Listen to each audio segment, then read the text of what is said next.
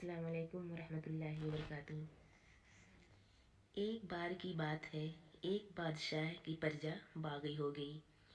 وہ رات کی سناٹے میں غصہ ہو کر سلطنت سے جا کھڑے ہوئے اور ایک دریا کو پار کرنے کے لیے کشتی میں بیٹھ گئے۔ اتفاق کی بات یہ ہے کہ بادشاہ زندگی میں پہلی بار کشتی پر سوار ہوا تھا۔ کشتی جب دریا کے تیز و تند لہروں میں ہچکولے کھانے لگی تو وہ گھبرا گیا۔ گھبرا کر ملاح سے کہنے لگا، ارے بھائی، یہ الٹ تو نہیں جائے گی؟ ملاح نے بھی چٹکی لی اور کہنے لگا، جناب، گھبرانے کی کوئی بات نہیں ہے، جب الٹنا ہوتا ہے نا تو الٹ جاتی ہے۔ کشتی الٹی تھی تو میرے دادا جان فوت ہو گئے، میرے والد بھی کشتی الٹنے کی وجہ سے مرے، میرے 2 بھائی بھی کشتی الٹنے کی وجہ سے ہی فوت ہوئے ہیں۔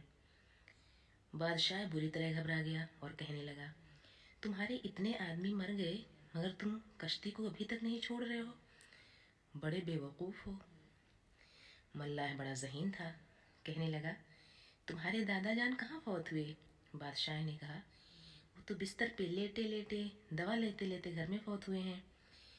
اس نے پوچھا، تمہارے والد؟ بادشاہ کہنے لگا، میرے دادا، میرا باپ، میرا چچا اور میرا سارا خاندان ہی گھر میں مرا ہے۔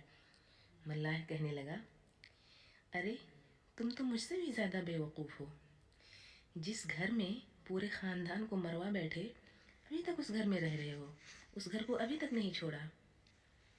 تو دیکھیے اس نے کتنی سادگی سے یہ حقیقت بتائی کہ موت کشتی ہو یا طوفان، اگر آنی ہے تو اپنے وقت پر ہی آتی ہے۔ اللہ تعالیٰ جب مارنا چاہے گا نا کسی کو تو پوری دنیا مل کر بھی اس شخص کو نہیں بچا پائے گی، اور اگر وہ بچانا چاہے نا تو پوری کائنات بھی مل جائے نا تو اس شخص کا ایک بال بھی باقا نہیں کر سکے گی۔